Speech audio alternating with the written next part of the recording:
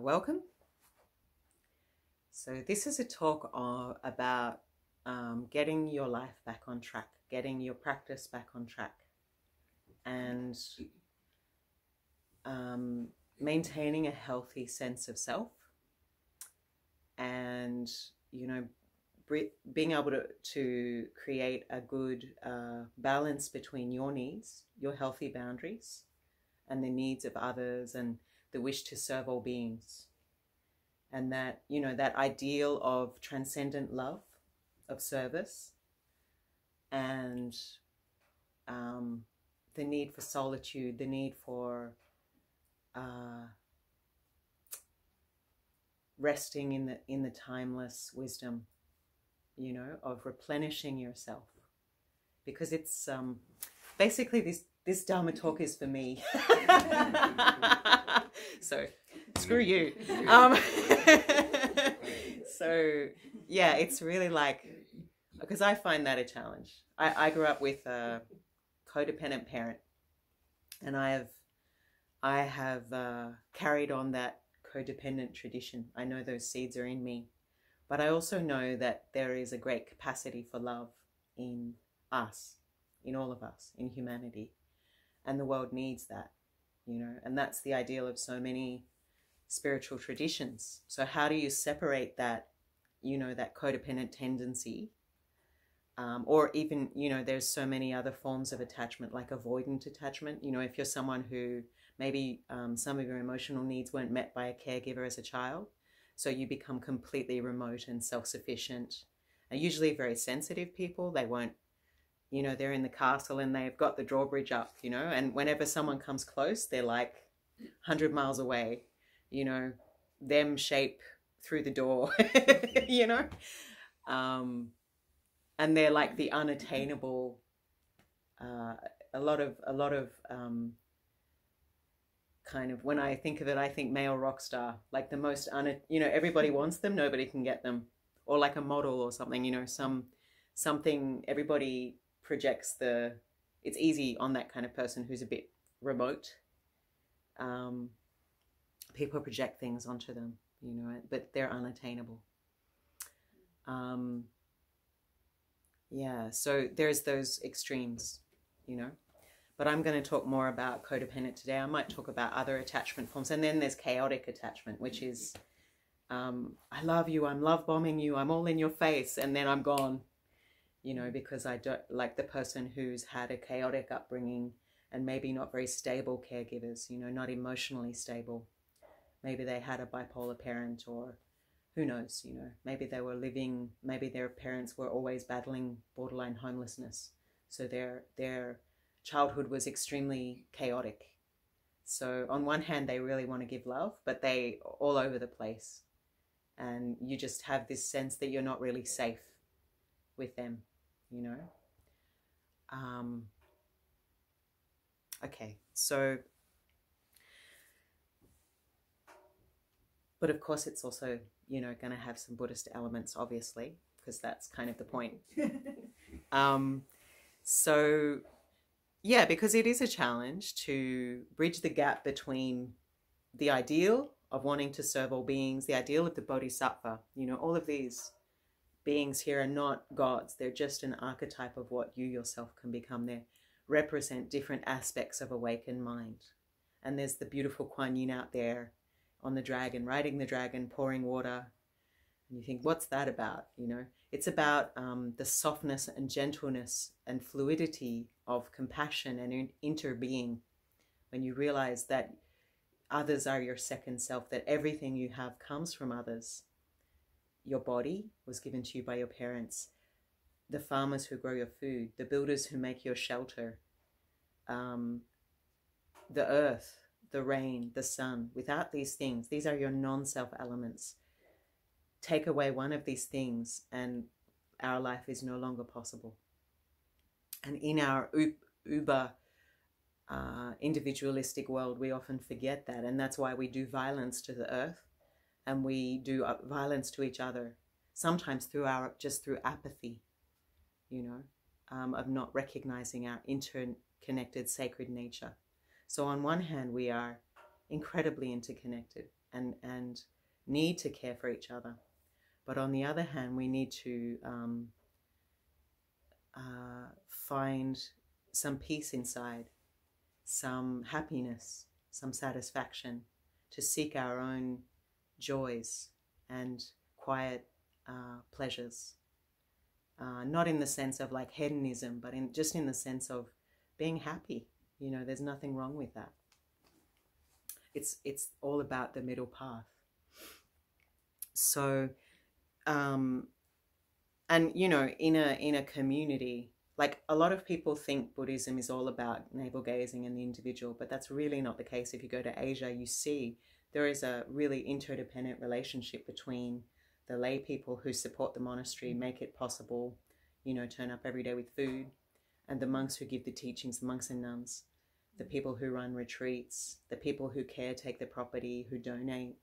You know, it's a relationship of interbeing, and everybody plays an integral part. So, you know, and a monastery is not just like, some people view it as an indulgent thing, you know, like those monks are so privileged and the world outside is suffering and what are they doing, you know. But actually in a Asian country, the monastery was the orphanage, it was the community center, it was the aged care, because the old folks would go there in the day and maybe cook some veggies and chat and have a sense of belonging. Maybe people who'd lost their job would volunteer to cook, and they'd have a place to stay, you know, and they might have some time to recover before they go and seek another job. The boys or girls who were, you know, maybe they're the sixth child in the family, they're put in the monastery, they get an education, they get an orphanage. And it's often, in the Himalayas at least, it's a caring environment because one of their siblings or cousins or uncles will be in the monastery with them, and they'll lodge with them, so they'll have a little family unit in the monastery, you know, and they'll visit. Their parents will come every weekend and say hi. And, you know, of course we live in a different society where all of our community needs are outsourced, which has pros and cons, you know. So yeah, developing that, I think in the West we're probably too individualistic, but we're still not happy.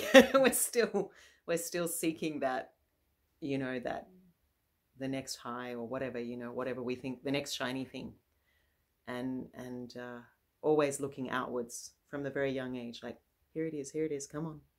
Never looking inside, never even knowing how to sit with our own pain and our own feelings, you know. So the codependent person believes they can't take care of themselves. They try to control others' thoughts and feelings. They create their identity based on others. They use blame and shame to sometimes, you know, elicit the response they want from others. And also they might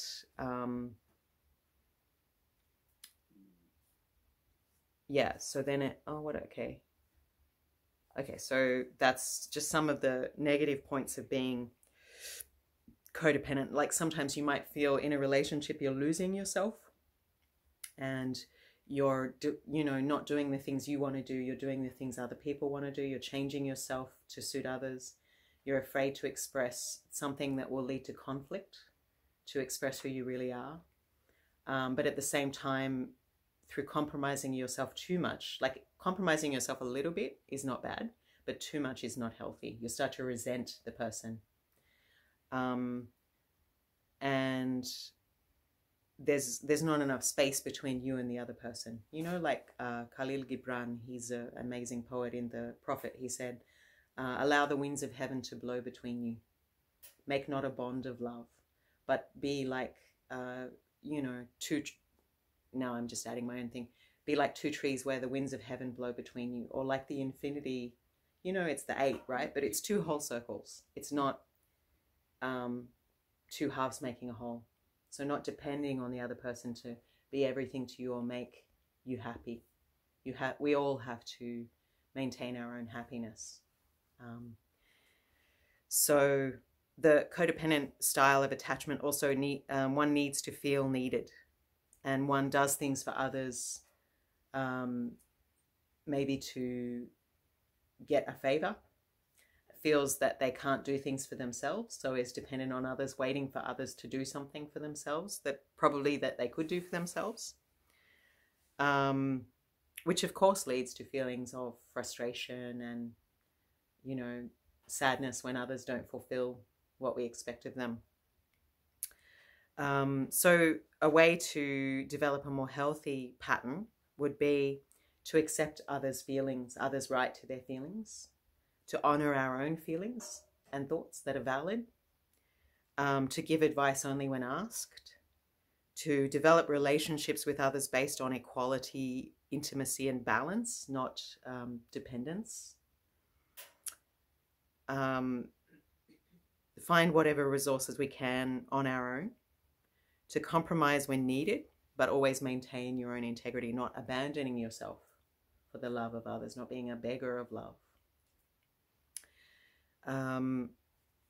You know, and sometimes as a codependent attachment person, they find it difficult to identify what they feel, and minimize how they feel, you know, for the acceptance of others. They perceive themselves as unselfish, but sometimes they're serving others for their own benefit as well, to get what they need, or just a sense of identity, you know. So, yeah, because they perceive themselves as unselfish, sometimes they can have a lack of empathy for the feeling and needs of others. And sometimes they don't recognize the unavailability of others for a relationship. Like codependent people love to find attachment avoidant people. It's like the magnet and the, you know, when the metal doesn't have the right vibration, the magnet will go towards it, and the negative element will pull away from it, right? Yeah. So know the difference between caring and caretaking. Caretaking can sometimes, you know, caretaking others can sometimes be a need to benefit yourself. Not that there's anything wrong with caretaking, but we also need to recognize and empower others to care for themselves as much as they can. Yeah, and to have compassion for others' selfhood, for the needs and feelings of others. Able to express our needs calmly and openly, to pursue relationships with people who want relationships and are able, who are emotionally available to engage in healthy relationships. Yeah. So it's also about looking at the pattern of our parents, you know, like, was one of our parents emotionally unavailable, and that's why we always go for people like that, for the love, to recover the love we never could get, you know. So, and this, you know, there's this balance between time alone and time in community. Like some of us don't have any time in community, don't do much service, you know, and it's not a bad thing to start reaching out to do something, to just feel part of the world. It's a need. And there's heaps of, you know, lonely older people who would just like someone to turn up and have a cuppa. People in nursing homes, and, you know, there's just so many places, community centers, that you can reach out. And it doesn't have to be a perfect relationship. It doesn't have to be, we're so selective these days about who we give our time to, you know, because we're time poor a lot of the time. But if we all just watered a little bit the seeds of happiness in others, it's also, it is also benefiting for ourselves. So here I'm saying the opposite of what I've just said.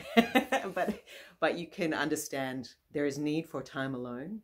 There is need for knowing what is one's own thoughts, feelings, needs, and fulfilling those needs, maintaining a healthy sense of self, and a healthy, healthily asserting calmly, politely, kindly, I have a need to be alone right now. I have a need to whatever. But not always expecting that others will meet those needs, meeting your own needs as much as you can. Having some time alone for contemplation, because that way you fill up, especially if you're in a caring profession, you get compassion fatigue. Like if you're, a mother to a large family, or if you're a nurse or a counselor or a social worker, that compassion fatigue is a real issue. Whereas, there's, and it's a lot of women, but sometimes I notice the people who are not in the caring profession, maybe they're way to the other extreme. And this happens to a lot of men as they get older. If they're not partnered, they get quite socially isolated because they don't invest in friendships. And they wonder how that happened, but it's because they're not actually making effort to have more friends than just their partner, which is necessary. So I think that's why things like men's sheds are so good, and whatever it is you need to do together, like whatever you need to hold in order to say hello to other blokes, even if it's a spanner, like a reason to be there. So I had a friend, he's a real blokey bloke, and he used to go fishing. And then he liked to chat with his mates over fishing, and he found it really meditative. So, but he became a Buddhist, and he's like, I don't really want to kill fish anymore, So his mates would like put bait on the line, and like when no one was looking, he'd take his bait off, but he'd still throw in his line. So he was sitting there with no bait, and he's like, geez, bad luck today, hey? So he just needed an excuse to turn up. Yeah. Yeah, so and I think meditation can really help with creating a bit of space between you and your life and all the mess of this world, because we've got our own mess as well.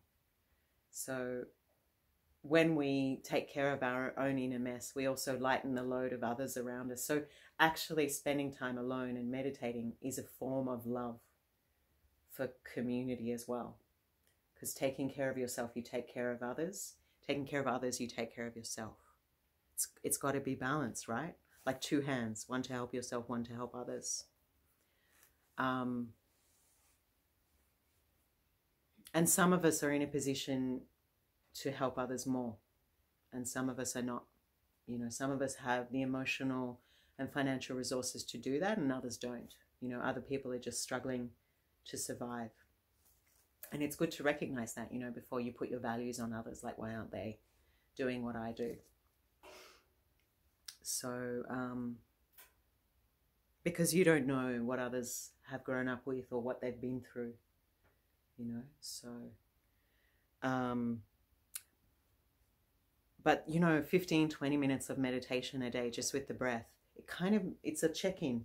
It makes you realize, like, what am I going through? So you don't just wake up and go all over your partner, like it's like you're at them about, why haven't you still painted the gate? Or, like, God, you burnt the bread again, or whatever, like, but it's not really about the gate.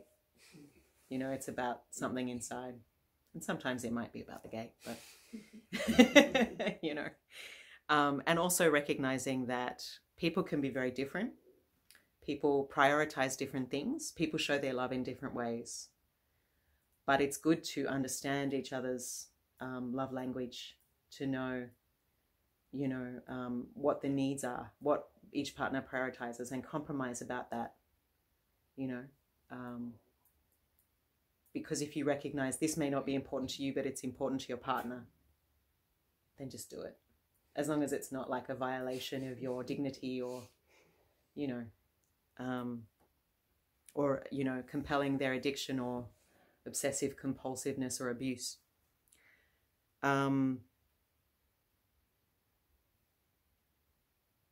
Yeah. But it is very important to recover your sense of identity, what you most deeply value, and to have that space so you're filled up again, you know, and then you can face the world. And some of us need more of that time. Some of us are introverts and some of us are extroverts. So some of us need more of that alone time than others. And we somehow view challenges that arise, you know, pain, sickness, depression, mental challenges, trauma. We view it as something unpleasant to run away from. And of course, it's not great. It's not great to suffer. But suffering is also a teacher. And sometimes the best teacher is not the one who will show you they're perfect. It is the one who will show you their humanity, their vulnerabilities, you know, and show you the grace and dignity with which they face the challenges of their life. Like yesterday, I had really terrible gut-wrenching cramps. I still have no idea what's going on. I might need to go to hospital later. I don't have it right now, but it's kind of coming and going. So, and these people came all the way from somewhere, you know, some insight teacher, and I was like, oh God, I look like such a bad, I've got a hot water bottle here, and I'm like, I wasn't very shiny. I was like, hi, you know, I wasn't very welcoming, you know, and they come all this way, and I just felt like, wow, you know, they may not be very impressed with me, and maybe I was in a bit of a negative mood. Maybe I talked too much about patriarchy, and you know, I wasn't like a happy shiny nun. But that too is a teacher. When you show your vulnerability and the grace with which you're dealing with being human. For me, that was always more interesting in my teachers than them pretending they were perfect. You know. So be open and inquisitive to what is arising in your life, and notice your reactions instead of just spinning into habitual reaction. Because usually when suffering comes, we like to take refuge in pleasure or getting numb, you know, or when we're challenged, when something unpleasant happens, we try to immediately withdraw into our opinions. We become more rigid in our opinions and our idea of self. And that way we are not curious and we don't learn. You know, we're just more solidified. I noticed when I have long-term guests here, I find it a little tiring because we're talking all the time. And I noticed that talking, not that having guests is not also a joy and a wonderful insight. And I also learn things about myself and feel a sense of purpose, obviously, as a nun. There's a reason I bought 38 acres, right? Not just for me, but I noticed that with always talking, it's kind of tiring because you're concretizing your conceptual thoughts. So there is a reason why in the monastery you spend half a day in silence. So you're recognizing your thoughts before you speak them out and make them concrete in the world. And it's like that reflective time away from the world to reconnect with spaciousness and joy. And sometimes suffering, profound pain as well. That too is the work. Yeah. Yeah, so it's, you know, suffering can be an invitation to return to the present and look at our reactions. Ego or self-grasping is whatever covers up our basic goodness. So here I'm not talking about the psychological definition of ego. I'm talking about self-grasping ignorance. And Buddha nature is aspiring to a state of mind that has complete confidence in the sacredness of the world. That's a challenge when the world is as it is. Yeah, but to always just recognize the goodness, to look for the people doing good, to look for the good things, as well as not, you know, bypassing the things that need to change. So, you know, every moment is a fresh moment. So when we suffer, when we're challenged, when we're uncomfortable, it's a chance to loosen the hold of habitual patterns and to recognize habitual patterns. You know, it's like 3 times I walk down the road and fall into the hole, and then, you know, the second or third time I walk around the hole or I go down a different road. these days there is we're living, because of social media, we live in a very polarized world. So there's this thing of actual dialogue with people we disagree with is not really happening. What tends to happen is we just completely write them off, only see them as one-dimensional, not as a whole human being. Like, I might disagree with you on certain things, but we have shared value on other things. And this is a really important thing for a cohesive civilization. This is why America is in so much trouble, because they're so polarized. People can't speak each other's language anymore, like Babel. The curse of Babel, I don't know, was they could no longer understand each other. So the city fell into chaos. So we need to recognize each other's basic humanity.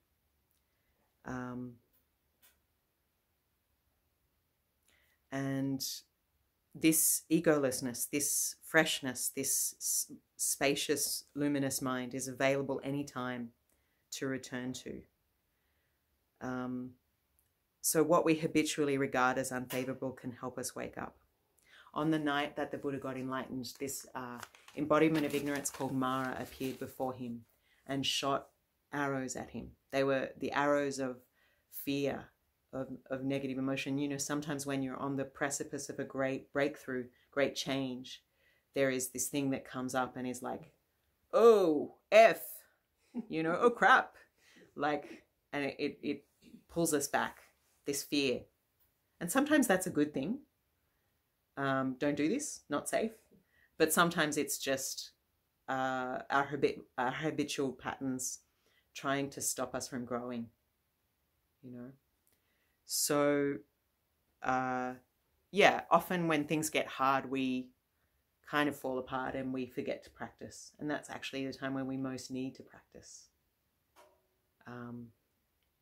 So when these challenges arise, do we close down, or do we open up and get curious, or do we get resentful and harden, or do we soften and open? Imagine if we could. The thing is, to have a real dialogue requires mutual respect. So with someone, if someone is just trolling you, is just looking for to puke out their ideas and not actually listen to you, then it's impossible to have this kind of dialogue. Mutual dialogue requires mutual respect and trust, and a basic level of,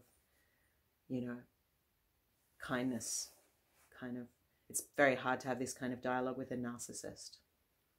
But if there is someone with whom you disagree, but their views are not completely pernicious, and you actually listen and be curious and kind of hold an idea and broaden your view. The thing I've realized is that we're all different. We all have had different experiences and different needs. So that's how. I'm not very good at it. I'm quite a fundamentalist when it comes to things I'm attached to, like principles, high ideals. But if you can have a dialogue, at least in the end, that you respect each other, you don't push your idea on that person, but you just understand why they value what they value, and maybe agree to disagree. It's hard because feelings get charged, and that's why sometimes it's good to agree that when things will get very charged, to back down a bit, to not keep going. Because if you just keep pushing and pushing and pushing, it's going to break. So it's about that mutual respect of knowing when to back down, and not just one person always backing down, but just leaving it for a while when the feelings become too strong, because that's when you'll say and do things you regret. You hurt each other, and sometimes if the person is a wise person you respect, even though you have things you disagree on, it's a good thing to recognize that friendship is more important than the thing you disagree with. So sometimes give the thing you disagree with some space. Of course, sometimes you'll realize there's some fundamental problem, like disagreements or ideas and principles, and you may need to end the relationship. But a lot of the time, we could be a little more broad-minded. We've lost this art, and this is something we need to cultivate again. That's why meeting in person is so much better than online, because online it's one-dimensional.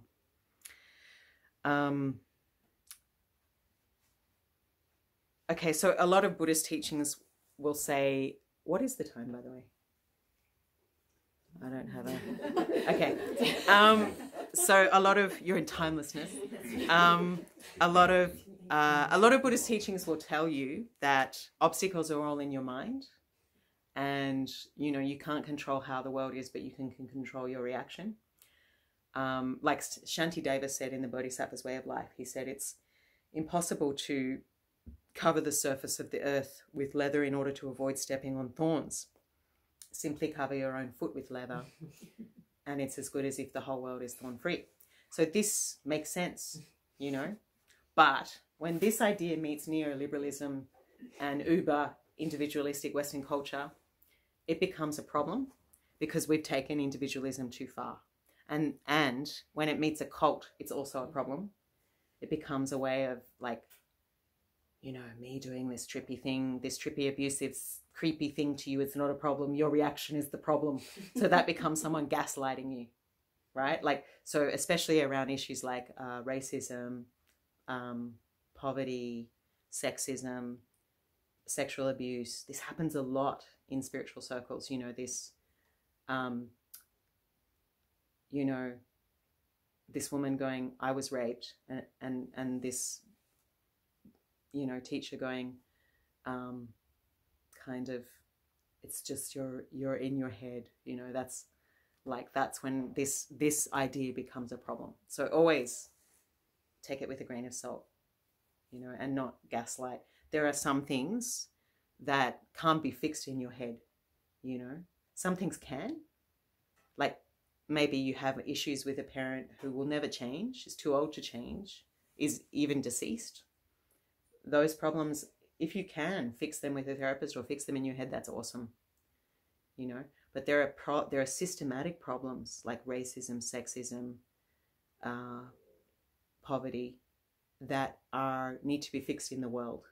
Because no matter how much you tell a black person, fix your mind, they're still going to get shot by the police. Yeah. So these problems are systematic and need to be addressed in the world. And that, you know, that is why compassion always has to have an arm of action. You know, we can't just make platitudes while the world crumbles. You know, and let's be honest, a lot of people who are Buddhists are university educated, you know, upper middle class white folks, you know. So at least in the cities. So it's important to acknowledge our comfort and our privilege and understand that not everyone, in fact, half the world's living on $3.25 a day. So not everyone has this privilege, and that we need to use our privilege to make the world a more just place. But if we're running on empty, if we're overwhelmed by great mental suffering, you know, then maybe that's harder. So that's why working on ourselves and working with others, it's that circle of eight, you know. And I also envision this place as a place where social workers and activists will come and rest, you know. And that's why I say I do the social work outside. I don't do it here.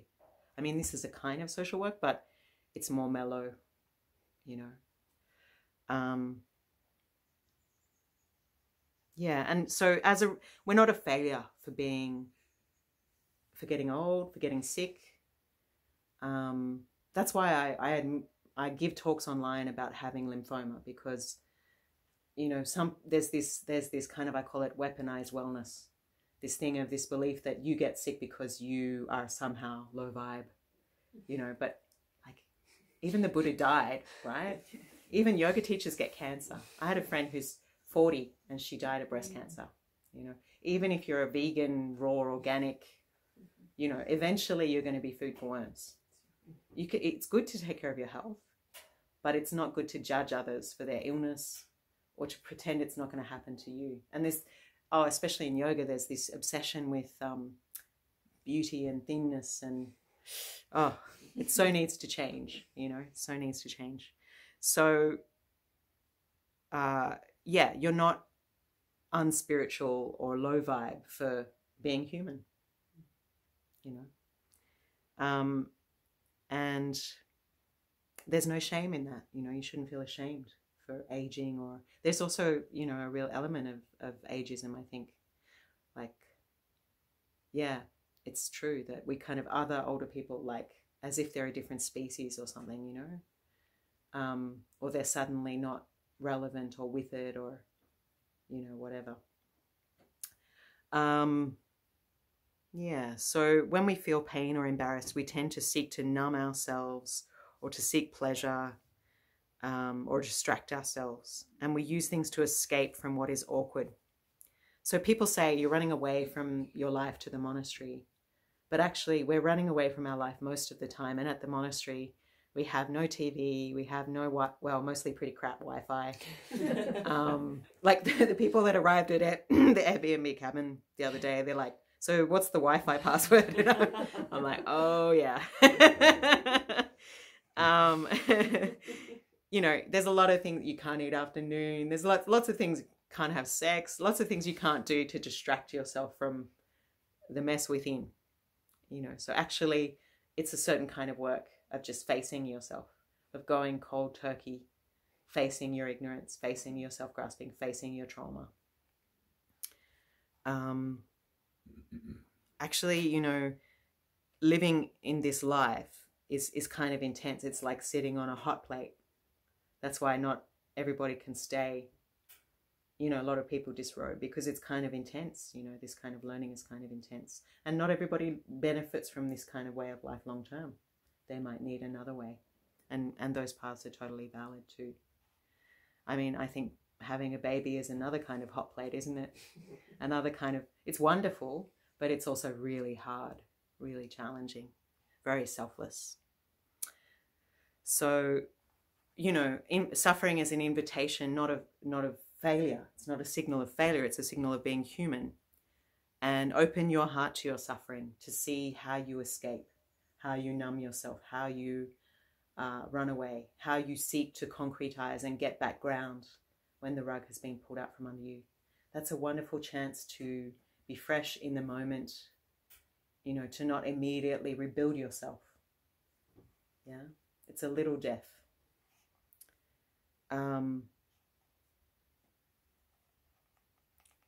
Yeah, what can the ugly, the suffering teach us instead of struggling to maintain a concept of who we are? You know, train in the mind of not knowing, except when it comes to abuse. When it comes to abuse, know it, stop it, move, go. Yeah.